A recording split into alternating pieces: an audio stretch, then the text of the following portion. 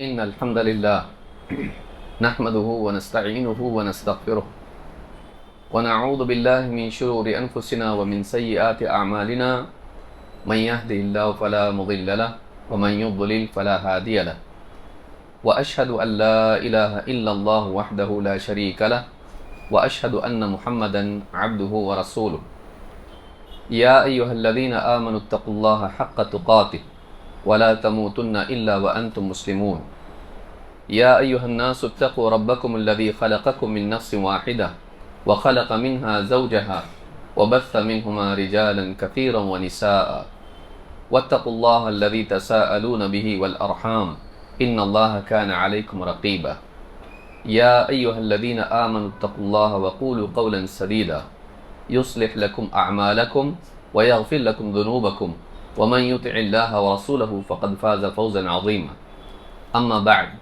فإن خير الحديث كتاب الله وخير الهدي هدي محمد صلى الله عليه وعلى آله وسلم وشر الأمور محدثاتها وكل محدثة بدعة وكل بدعة ضلالة وكل ضلالة في النار قال الله تبارك وتعالى وتوبوا إلى الله جميعا أيها المؤمنون لعلكم تفلحون.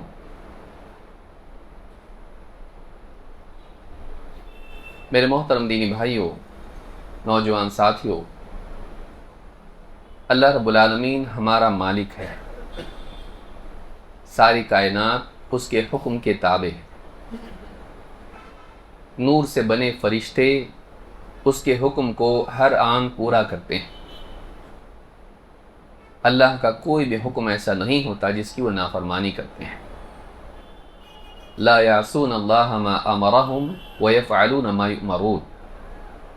فرشتوں کے بارے میں اللہ نے فرمایا اللہ کا جو بھی حکم ہوتا ہے وہ کسی بھی حکم کی نافرمانی نہیں کرتے، ویفعلون ما یؤمرون، اور جو حکم ہوتا ہے اسی کے مطابق وہ کام کرتے ہیں. بلکہ ساری کائنات، آسمان و زمین، سورج چاند ستارے، ہوائیں اور ہر چیز اللہ کے حکم کی فرمانبردار ہیں، تابعدار ہیں. انسان کے لیے بھی اللہ کا یہی حکم ہے کہ وہ بھی اپنی زندگی کے تمام معاملات میں اللہ کے حکم کا فرمانبردار بن جائے. اللہ تعالیٰ نے فرمایا واتقوا اللہ لعلکم تفلحون، تم اللہ سے ڈرتے رہو، اللہ کا تقوی اختیار کرو، پرہیزگاری اختیار کرو تاکہ تم کامیاب ہو جاؤ. اللہ تعالیٰ نے کامیابی کو تقوی کے ساتھ جوڑا ہے. تقوی یہ ہے کہ ایک انسان ہر اس کام سے بچے جس سے اللہ تعالیٰ ناراض ہوتا ہے، وہ اللہ کا کوئی حکم نہ توڑے، وہ اللہ کی منع کی ہوئی چیز میں واقع نہ ہو، اپنی زندگی کو اللہ کے حکموں کو پورا کرنے اور منع کی ہوئی چیزوں سے بچنے میں صرف کرتے ہیں. وہ اللہ کو اپنا مالک مانے، وہ شیطان کے دھوکے میں نہ آئے، وہ نفس کی چال بازیوں کا شکار نہ ہو، وہ سماج کے ساتھ برائیوں میں شریک نہ ہو، وہ اللہ کے حکموں کو پورا کرنے میں اپنی کامیابی سمجھے. لیکن انسان ہے، وہ فرشتہ نہیں ہے. انسان سے چاہے وہ کتنا ہی بچا کے چلے، کہیں نہ کہیں وہ ٹھوکر کھا کے گرتا ہے. اللہ تعالیٰ نے انسان کو کمزور پیدا کیا ہے. وَخُلِقَ الْإِنسَانُ ضَعِيفًا، اللہ نے فرمایا انسان کمزور پیدا کیا گیا ہے، لہٰذا وہ چاہے کتنا بھی کوشش کرے، کہیں نہ کہیں اس سے بھول چوک، لغزش، کوتاہی ہو ہی جاتی ہے. عقل مندی اس میں ہے کہ انسان ہونے والی غلطیوں کی بھرپائی کرے. اللہ تعالیٰ نے انسان کے لیے دروازہ بند نہیں کیا. اللہ جانتا ہے انسان فرشتوں کی طرح نہیں ہے، بلکہ انسان کے ساتھ اس کا نفس ہے، اس کو بھڑکانے کے لیے اس کے پیچھے لگا ہوا شیطان ہے، پھر اس کی مجبوریاں ہیں، اس کی کمزوریاں ہیں. لہٰذا انسان کے لیے اللہ تعالیٰ نے غلطی کے بعد بھی دروازہ کھلا رکھا ہے. اور جیسے اللہ تعالیٰ نے تقوی پر کامیابی کا مدار رکھا ہے، اسی طرح سے اللہ تعالیٰ نے توبہ و استغفار پر بھی کامیابی کا مدار رکھا ہے. جہاں اللہ تعالیٰ نے فرمایا واتقوا اللہ لعلکم تفلحون، اللہ سے ڈرتے رہو، پرہیزگاری کا اہتمام کرتے رہو، تقوی شعار بنے رہو تاکہ تم کامیاب ہو جاؤ. جہاں اللہ تعالیٰ نے تقوی کے ساتھ کامیابی کو جوڑا ہے، وہیں اللہ تعالیٰ نے فرمایا وَتُوبُوا إِلَى اللَّهِ جَمِيعًا أَيُّهَا الْمُؤْمِنُونَ لَعَلَّكُمْ تُفْلِحُونَ۔ اے ایمان والو، تم سب کے سب اللہ کی طرف توبہ کے ذریعے پلٹو تاکہ تم کامیاب ہو جاؤ۔ جہاں اللہ نے کامیابی کو تقوی پر منحصر رکھا ہے، تقوی پر اس کا مدار رکھا ہے، وہیں اللہ تعالیٰ نے کامیابی کا مدار توبہ پر بھی رکھا ہے۔ لہٰذا ایک مومن بندے کو چاہیے کہ وہ حتی الامکان برائیوں سے بچنے کی کوشش کرے، لیکن اگر نفس کے بہکاوے میں، شیطان کے بہکاوے میں آ کر اگر اس سے کوئی گناہ ہو جائے تو فوراً اللہ کی طرف پلٹ آئیں اور اپنے گناہ سے توبہ و استغفار کر کے اللہ سے معافی کرا لیں۔ آج کے اس خطبے میں اسی تعلق سے کچھ باتیں ہم دیکھیں گے۔ اللہ کے نبی صلی اللہ علیہ وسلم فرماتے ہیں کل ابن آدم خطاء وخیر الخطائین التوابون۔ آدم کی اولاد بنی آدم سب کے سب خطا کار ہیں، لیکن ان میں بہترین خطا کار وہ ہیں جو اللہ تعالیٰ سے توبہ کرنے والے ہوں۔ اس حدیث سے بات معلوم ہوتی ہے کہ انسان چاہے کتنی ہی کوشش کیوں نہ کر لے، کہیں نہ کہیں اس سے بھول چوک، کوتاہی، بلکہ گناہ ہو سکتا ہے، ہوگا۔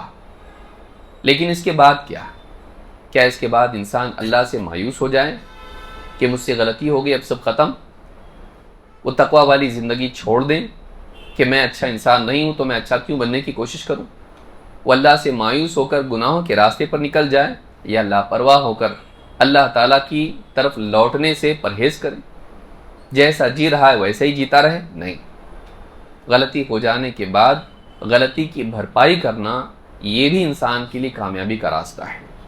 اسی لیے اللہ کے نبی صلی اللہ علیہ وسلم نے فرمایا کل ابن آدم خطاء، بنی آدم سب کے سب خطا کار ہیں، لیکن ان میں بھی اچھے کون ہیں؟ خطا کار ہونے کے بعد بھی، غلطی ہونے کے بعد بھی انسان اچھا بن سکتا ہے، اللہ کے نزدیک اچھا مقام پا سکتا ہے۔ کیسے؟ وَخَيْرُ الْخَطَّائِينَ التَّوَّابُونَ، خطا کاروں میں سب سے اچھے وہ ہیں جو خوب توبہ کرنے والے ہیں۔ تواب اس کو کہتے ہیں جو بار بار خوب توبہ کرے، چونکہ غلطیاں ہم سے ایک نہیں کئی بار ہوتی ہیں۔ انسان اللہ کا حکم پورا کرنے میں بھی کوتاہی کرتا ہے، چاہے وہ نماز پڑھے، روزہ رکھے، حج کرے، یا اسی طرح سے زندگی بھر میں دوسرے اعمال کرتا رہے، اس کے ہر عمل میں کہیں نہ کچھ کوتاہی ہوتی ہے۔ بشری تقاضوں کے تحت وہ فرما برداری میں بھی کوتاہی کرتا ہے، لہٰذا اس کے لیے اس کے سوا کوئی راستہ نہیں ہے کہ چاہے وہ کتنا ہی فرما بردار ہو، چاہے وہ گناہ گار ہو یا فرما بردار ہو، وہ اللہ تعالیٰ سے توبہ و استغفار کرتا رہے تاکہ اس کے گناہوں کو اللہ معاف کرے، اور نیکیوں میں جو کوتاہی اس سے ہوئی ہے اللہ تعالیٰ اس سے بھی درگزر کا معاملہ کرے۔ بنی آدم کے لیے سوائے توبہ کے، استغفار کے کوئی راستہ نہیں ہے۔ چاہے انسان کتنا ہی نیک کیوں نہ ہو جائے، واقعی وہ اللہ کی بندگی کا، اللہ کی عبادت کا حق ادا نہیں کر سکتا ہے۔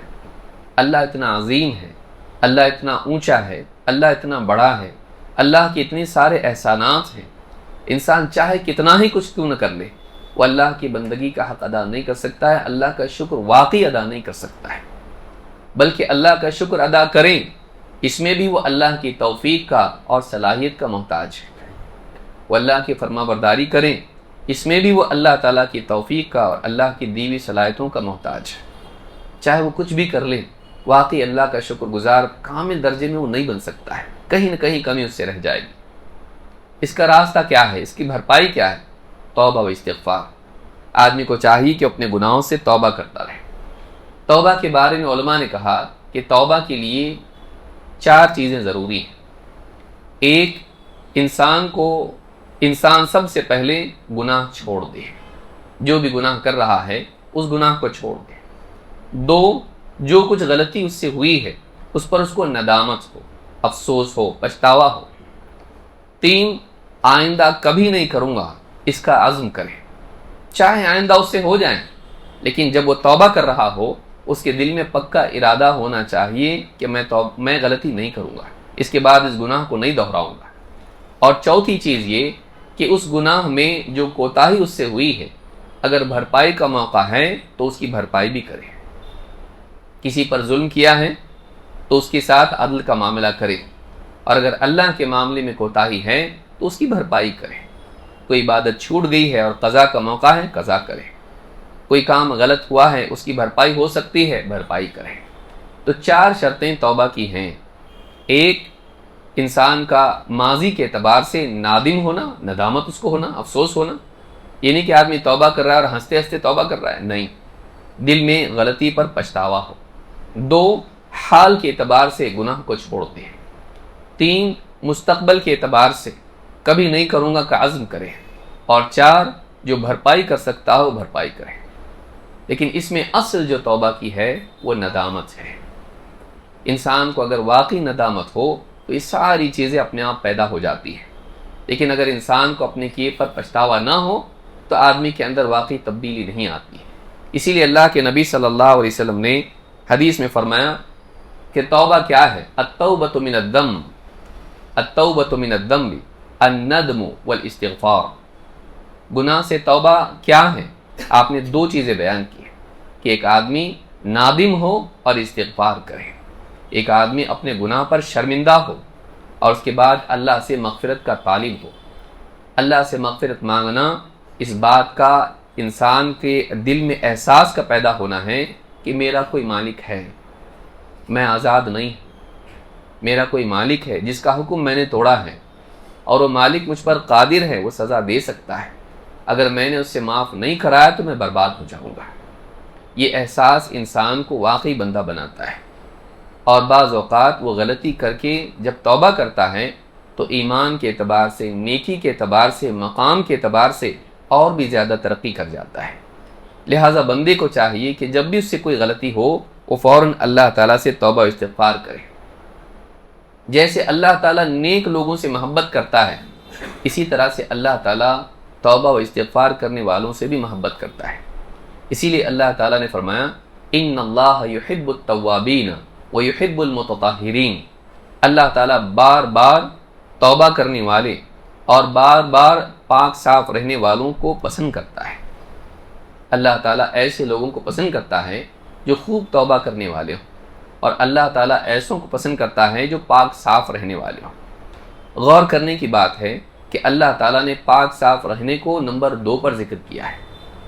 جسم کو پاک رکھنا، کپڑوں کو پاک رکھنا، یہ پاک صاف رہنا، تطہر جس کو کہا جاتا ہے، اللہ نے اس کو نمبر 2 پر رکھا، لیکن توبہ کو نمبر 1 پر رکھا۔ کیوں؟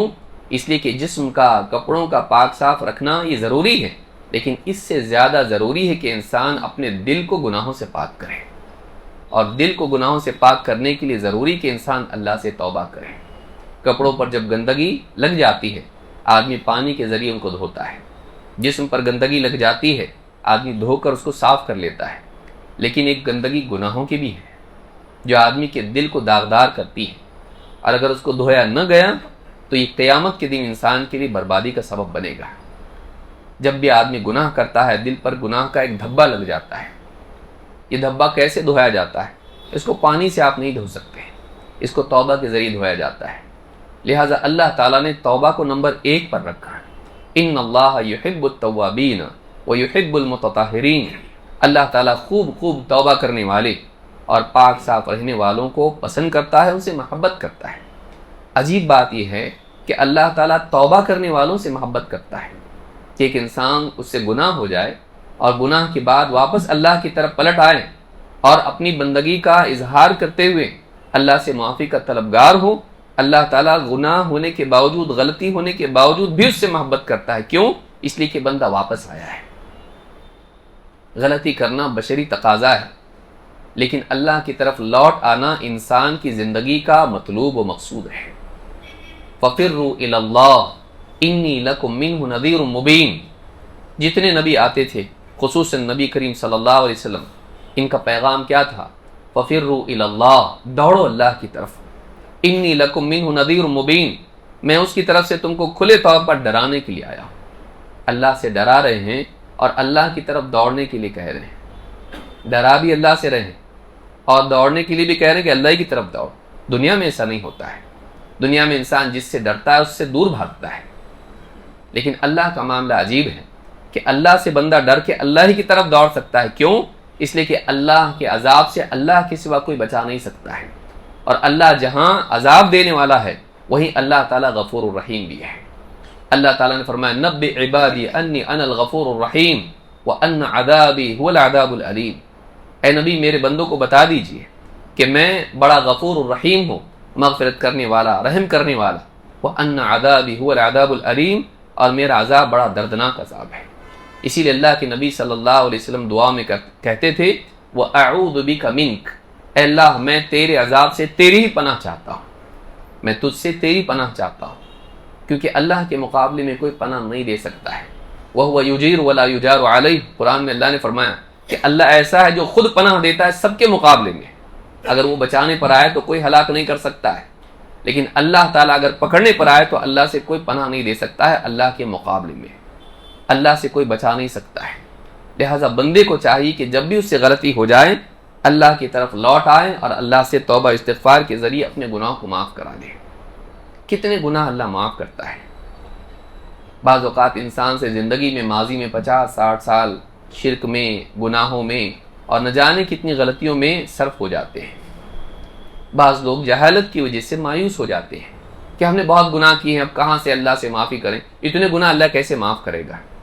اللہ کے نبی صلی اللہ علیہ وسلم کی حدیث میں آپ فرماتے ہیں لو اخطأتم حتی تبلغ خطاياكم السماء، اگر تم اتنی غلطیاں کر جاؤ، تمہاری ماضی میں اتنی ساری غلطیاں ہوں کہ تمہارے گناہ تہ بتہ ایک کے اوپر رکھے جائیں، آسمان کی بلندیوں کو چھونے لگیں، ثم تبتم لتاب علیکم، پھر اس کے بعد جب تم اللہ سے توبہ کرو تو اللہ پھر بھی تمہاری توبہ قبول کرتا ہے۔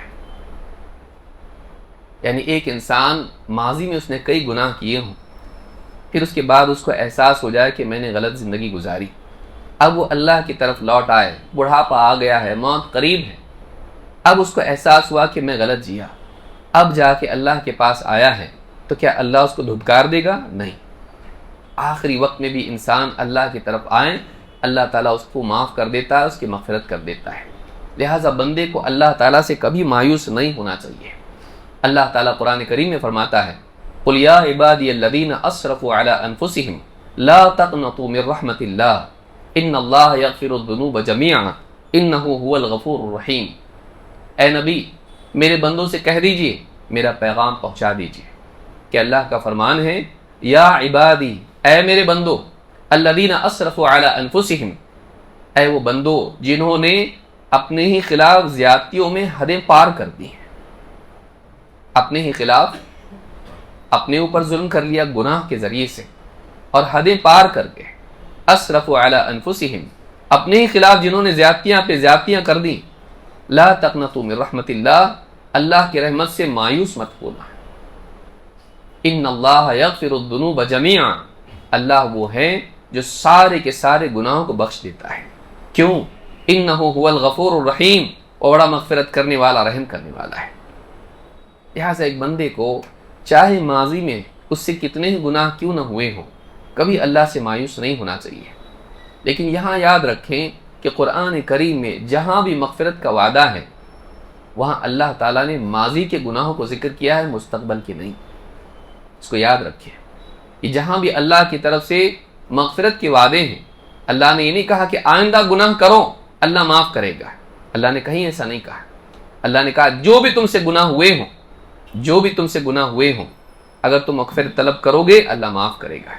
لہٰذا بندے کے لیے یہ گستاخی ہے کہ وہ یہ سوچے کہ میں چاہے کتنے گناہ کروں اللہ معاف کرتا چلا جائے گا، یہ اچھی بات نہیں ہے۔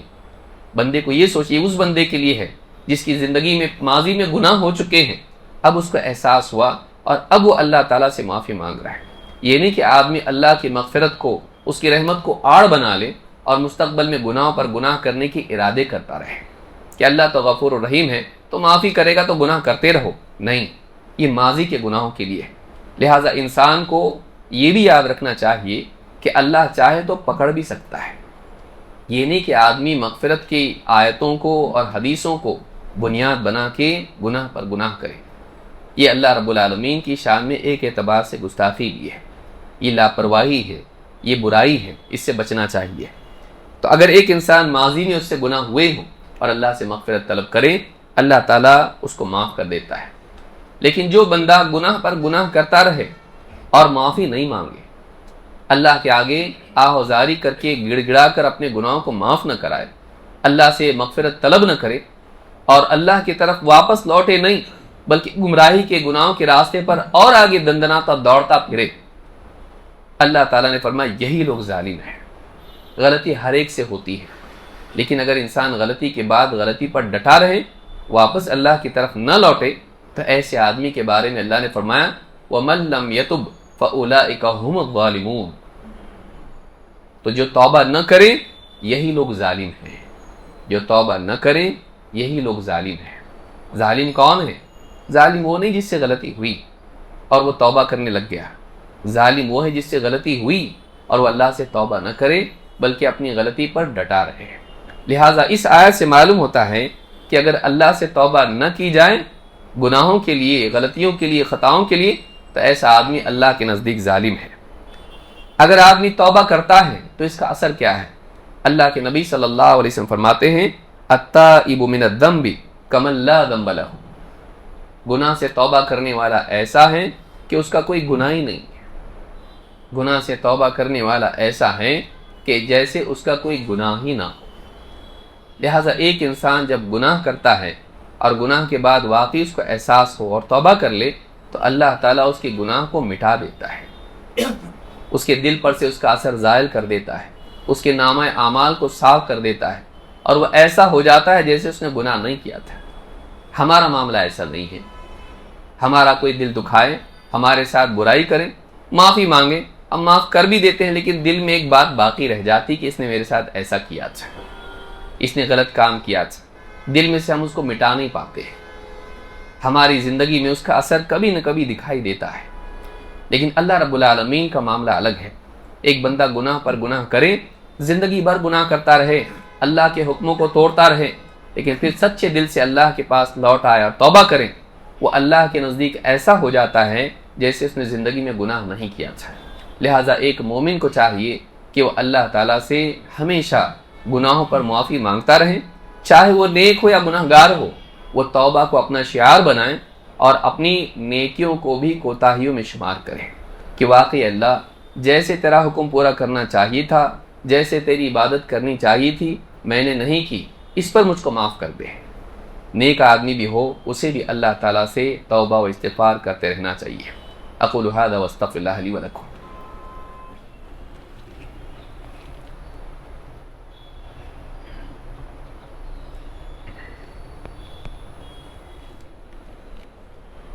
الحمد للہ رب العالمین وبہ نستعین واشہد ان لا الہ الا اللہ وحدہ لا شریک لہ واشہد ان محمدا عبدہ ورسولہ خاتم النبیین صلی اللہ علیہ وعلی آلہ وصحبہ اجمعین، اما بعد۔ اللہ رب العالمین کا معاملہ یہ ہے کہ زندگی بھر انسان سے گناہ ہوئے ہوں، آخری وقت میں بھی اگر اسے احساس ہو جائے اور وہ لوٹ آئیں تو اللہ تعالیٰ اسے معاف کر دیتا ہے۔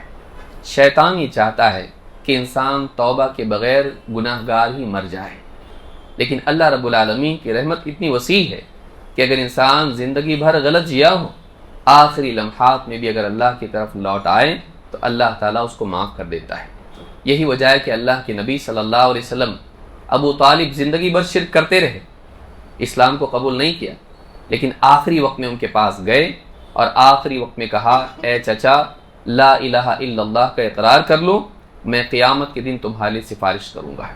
معلوم ہے کہ اگر انسان زندگی بھر شرک میں، کفر میں، بدعات میں، خرافات میں، گناہوں میں لت پت رہا ہو، لیکن آخری وقت میں بھی اگر وہ اللہ تعالیٰ سے سچی پکی توبہ کر لے اور اپنے سارے گناہوں سے توبہ کریں تو اللہ تعالیٰ آخری وقت میں بھی اسے معاف کر سکتا ہے۔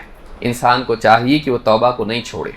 اللہ کے نبی صلی اللہ علیہ وسلم فرماتے ہیں ان الشیطان قال، شیطان نے اللہ تعالیٰ سے کہا وعزتی کا یا رب، اے میرے رب تیری عزت کی قسم، لا ابرح اغوی عبادک، میں کبھی تیرے بندوں کو بھٹکانے کی کوشش سے رکوں گا نہیں، ما دامت ارواحهم فی اجسادہم، جب تک کہ ان کی روح ان کے جسم میں باقی رہے، ان کی روحیں ان کے جسموں میں باقی رہیں، میں ہمیشہ ان کو بھٹکانے کی کوشش لگاتار کرتا رہوں گا جب تک کہ موت نہیں آتی ہے۔ فقال الرب، اللہ رب العالمین نے اس سے کہا وعزتی وجلالی، میری عزت اور میرے جلال کی قسم، لا ازال اغفر لهم ما استغفرونی، میں بھی ان کی مغفرت کرتا رہوں گا جب تک وہ مجھ سے مغفرت کی دعا کرتے رہیں گے۔ شیطان نے کہا جب تک ان کی جسم میں روح باقی ہے میں انہیں بھٹکانے کی کوشش کرتا رہوں گا، گناہ کرواتا رہوں گا۔ اللہ تعالیٰ نے فرمایا میری عزت اور جلال کی قسم، جب تک وہ مجھ سے مغفرت مانگتے رہیں گے میں بھی ان کی مغفرت کرتا رہوں گا۔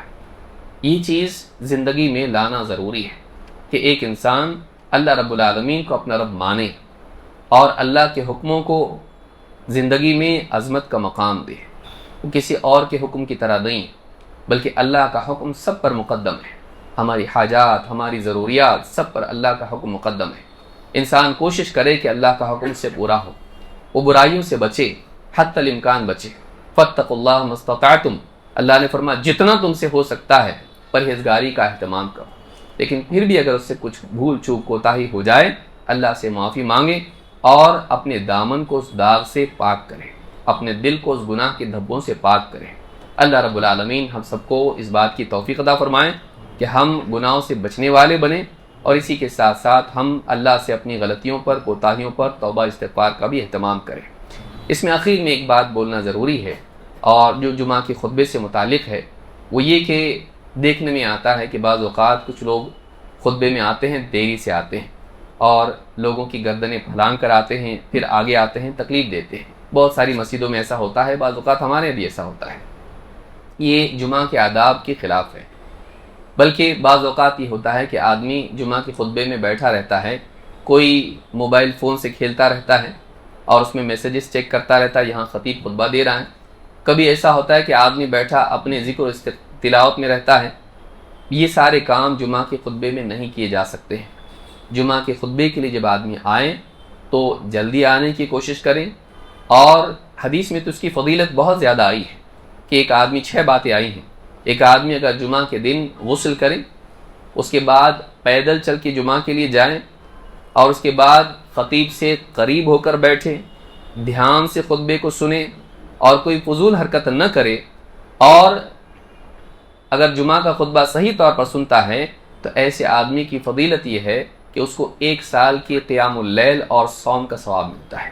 ہر قدم پر چل کر آئیں اور اسی طرح سے قریب آ کے بیٹھے، دھیان سے سنیں اور فضول کوئی حرکت نہ کرے، تو ایسے آدمی کی فضیلت یہ ہے کہ ایسے آدمی کے لیے ہر قدم پر 1 سال کے روزے اور 1 سال کی یعنی نفل نمازوں کا ثواب ملتا ہے، قیام اللیل کا۔ تو جمعہ کے خطبے میں جب آدمی آئے تو وہ فضول حرکت کوئی نہیں کرے، موبائل فون میں مشغول نہ ہو، بلکہ دھیان سے خطبے کو سنیں۔ ایسے آدمی کے لیے بہت بڑی فضیلت ہے۔ اللہ رب العالمین ہم سب کو جمعہ کے خطبے کی قدر کرنے کی توفیق عطا فرمائے اور صحیح ڈھنگ سے جمعہ کے آداب کا لحاظ کرنے کی توفیق عطا فرمائے۔ ان اللہ یأمر بالعدل والاحسان وایتاء ذی القربى وینہی عن الفحشاء والمنکر والبغی یعظکم لعلکم تذکرون اذکروا اللہ یذکرکم وادعوہ یستجب لکم ولذکر اللہ تعالی اعلی واولی واکبر۔